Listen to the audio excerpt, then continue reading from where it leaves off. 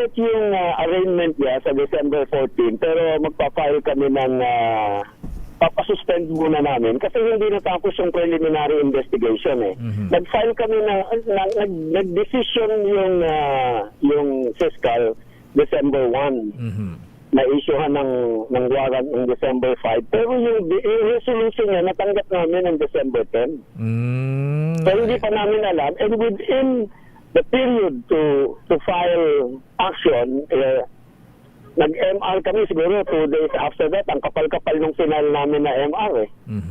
Kaso nauna na pala siyang nag-file sa korte at meron ng warrant of arrest.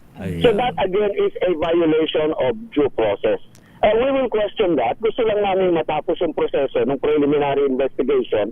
Hindi namin kine-question yung jurisdiction ng court. Gusto lang namin tapusin muna. And then, we will submit. We already have submitted to the jurisdiction of the court. Okay. Pero kailangan lang pong maayos yung mga pagkakamali. Alam po ninyo, Opo.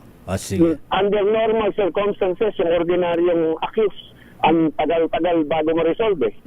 Paiinip ka eh. Pero ito, nagugulat kami. Super duper, super bilis. Okay, Attorney Garcia, sir, maraming salamat. Abangan po natin yan. Thank you and good morning. Thank you, Attorney.